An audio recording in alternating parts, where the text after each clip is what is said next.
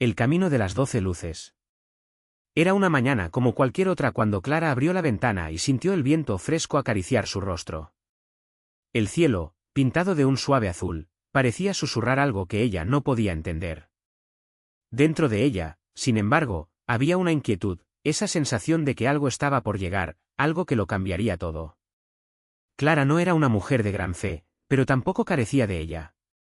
La vida le había enseñado que las cosas no siempre salían según lo planeado, el trabajo que perdió, la relación que se desmoronó, las noches de insomnio preguntándose si valía la pena seguir luchando.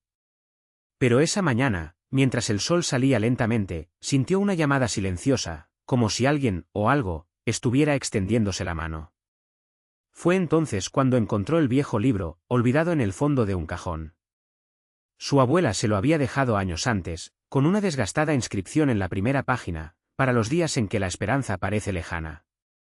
Entre las páginas amarillentas se destacaban 12 promesas, cada una como una perla brillando en la oscuridad. El primero dijo: no temas, porque yo estoy contigo. Clara leyó esas palabras y, por primera vez en mucho tiempo, sintió un alivio en el pecho. No fue una solución mágica a sus problemas, sino una verdad que resonó profundamente: no estaba sola. En los días siguientes, las promesas comenzaron a desarrollarse en su vida como semillas plantadas en tierra fértil. Yo te haré descansar, llegó cuando el cansancio amenazaba con derrotarla. Planes para la paz, no para el mal, le recordaron que incluso las pérdidas tenían un propósito. Todo ayuda a bien a quienes lo aman era el faro en las noches en las que la duda la perseguía. Cada promesa era como una luz que brillaba en un pasillo oscuro. No borraron las sombras de una vez, pero mostraron el siguiente paso. Clara empezó a notar pequeños milagros, una llamada inesperada de una amiga justo cuando más lo necesitaba, una oportunidad laboral que llegó de donde menos lo esperaba, una paz que creció dentro de ella, incluso cuando las circunstancias no cambiaron. Hubo días en que la fe tembló. ¿Es esto real?, pensé. Pero luego recordó: el que comenzó en vosotros la buena obra, la perfeccionará. Y continuó. Con el tiempo, Clara entendió que aquellas 12 promesas no eran fórmulas para una vida sin dolor, sino anclas para un alma en medio de la tormenta. Yo soy tu escudo, la protegió cuando llegaron las críticas. Nada te separará de mi amor, la sostuvo cuando su corazón quiso rendirse. El Señor es mi fortaleza, se convirtió en su canción en las mañanas difíciles. Y así, paso a paso, Clara descubrió que la fe no se trataba de tener todas las respuestas, sino de confiar en aquel que las tenía.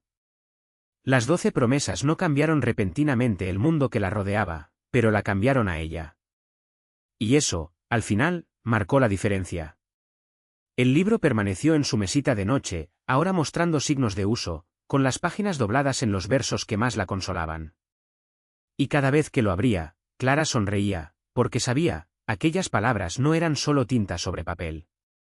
Eran la voz de Dios, susurrando en el viento de la mañana, recordándole que, sin importar lo que viniera, Él estaba allí. Siempre. Los días fueron pasando y Clara aprendió a reconocer la presencia de Dios en las pequeñas cosas, en el olor a tierra mojada después de la lluvia, en la risa espontánea de un niño en la calle, en el silencio que venía después de las oraciones más sinceras. No fue una fe la que la hizo inmune al dolor, sino la que le permitió atravesarlo sin perderse. Una tarde, mientras ordenaba la estantería de la librería donde trabajaba, sus dedos rozaron un volumen viejo, encuadernado en piel gastada. El título, Cartas de un peregrino, casi fue borrado por el tiempo. Cuando lo abrió, encontró notas en los márgenes, escritas con letra temblorosa, como si quien las había escrito estuviera luchando contra algo más grande que él. La fe no es la ausencia del miedo, sino la valentía de caminar incluso cuando existe, decía uno de ellos. Clara sintió un escalofrío. Era como si esas palabras hubieran escrito para ella, décadas antes de que ella naciera. Se llevó el libro a casa. Por la noche, a la luz de la lámpara que proyectaba sombras danzantes en la pared, descubrió que las cartas eran de un hombre que, como ella, había enfrentado tormentas internas. Habló de un Dios que no quitaba las luchas, sino que las transformaba en algo más grande. A veces Él no calma la tormenta, pero nos enseña a bailar bajo la lluvia, escribió en una página amarillenta.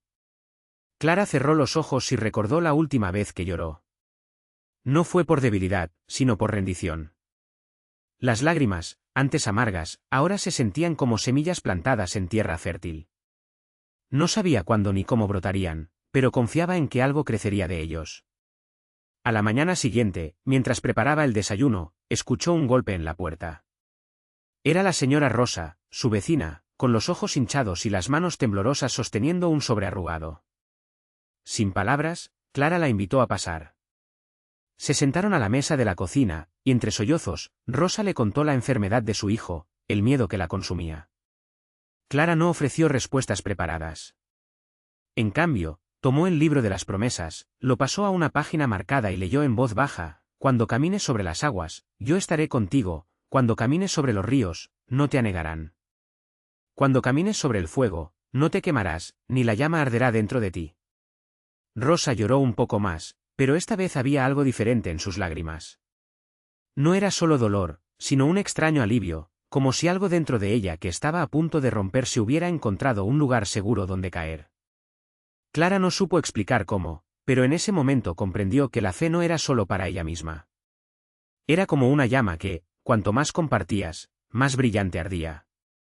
Y así, mientras tomaban tazas de café y páginas abiertas, las dos mujeres descubrieron que incluso cuando el mundo parecía desmoronarse, había una voz que susurraba: «Todavía hay esperanza. Todavía hay amor.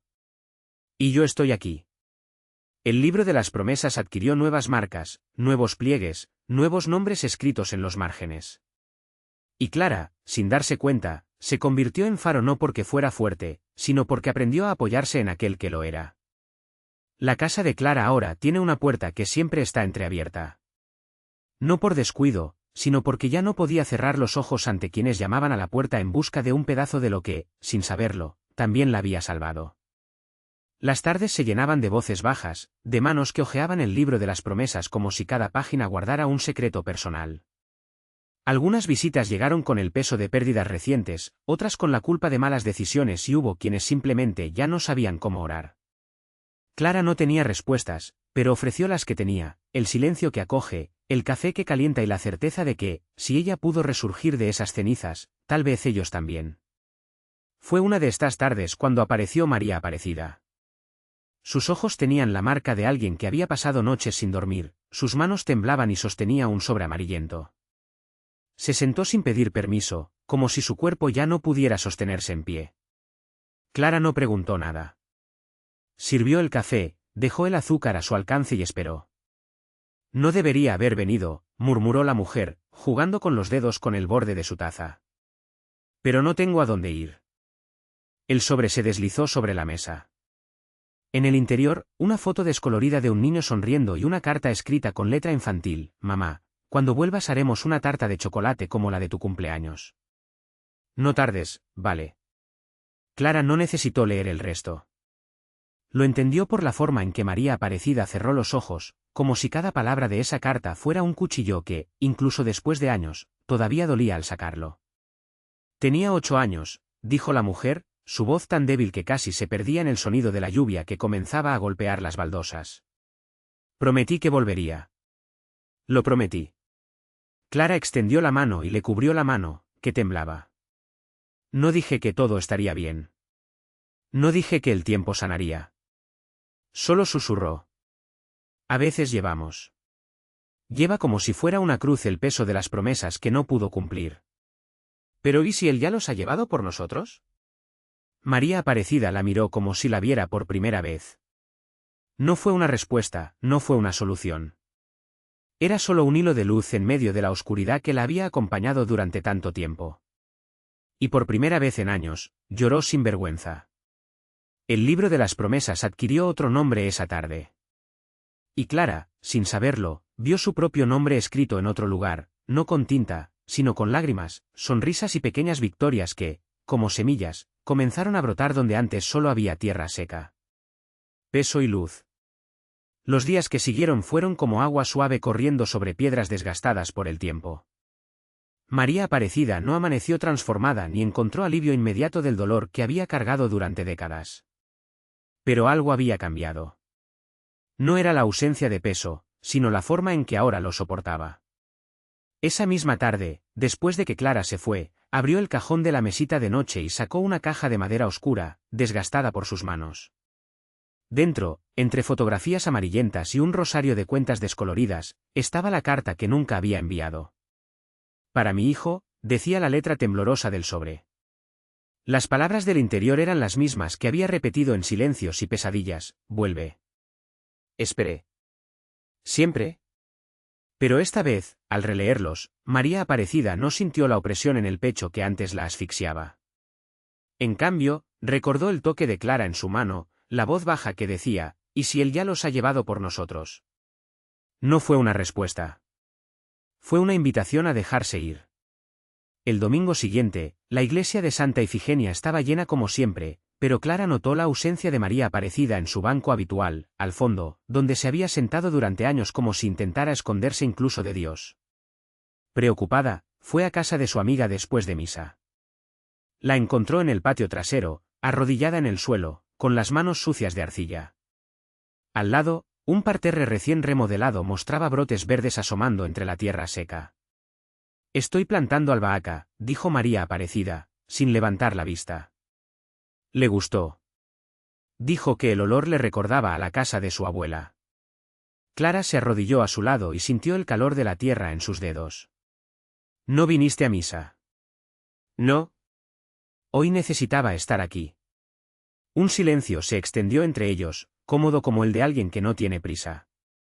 Entonces María Aparecida se secó las manos en la falda y sacó algo del bolsillo, el sobre amarillento. ¿Quemar esto por mí? Clara dudó, pero entendió. No era una petición para olvidar. Fue un gesto de rendición. Juntos encendieron un pequeño fuego en la parte trasera del patio. Mientras las llamas consumían el papel, María Aparecida cerró los ojos, y por primera vez en años, no pidió perdón. Gracias. Pasaron las semanas y el lecho de albahaca se volvió exuberante, atrayendo mariposas y miradas curiosas de los vecinos. María Aparecida comenzó a llevar paquetes de la especia a la feria de la iglesia, donde las mujeres mayores comentaban, entre suspiros, lo bueno que era verla de regreso entre los vivos. Clara, a su vez, descubrió que su propio nombre estaba escrito en lugares que no podía ver. En el cuaderno de doña Jovina, la tendera, anotó: Clara 2 kilogramos de harina, un paquete de café, a crédito, pero paga bien. En las notas que los niños del catecismo dejaron en su banco: hermana Clara, hoy no me peleé con mi hermano. Gracias por orar por mí. Y, sobre todo, en la sonrisa de María Aparecida cuando, una tarde, apareció en la puerta de la iglesia con un bulto de tela. Es para ti, dijo entregándole un pan casero aún caliente. Elaborado con la albahaca que plantamos. Dentro del paquete, Clara también encontró un pequeño sobre. Lo abrió y leyó. A la persona que me enseñó que incluso las promesas incumplidas pueden convertirse en semillas. Años más tarde, cuando Clara ya no estaba en la parroquia, transferida a una comunidad en el campo, donde su capacidad de escuchar más que hablar era aún más necesario, María Aparecida recibió una carta. No había remitente, pero reconoció la letra antigua de un amigo. Aquí las lluvias llegaron tarde este año, pero la tierra no se secó. Los niños recogen albahaca para venderla en el mercado y dicen que es el condimento de la hermana Clara. A veces, cuando el viento sopla justo, te juro que te escucho susurrar esas palabras sobre cruces y pesas ligeras. Orad por mí, como yo oro por vosotros. María Aparecida guardó la carta en la misma caja de madera, ahora llena de nuevas fotografías, ella sonriendo junto a los niños en el mercado, el parterre de flores, una imagen de Nuestra Señora de Aparecida con una cinta azul descolorida, regalo de Clara en su despedida.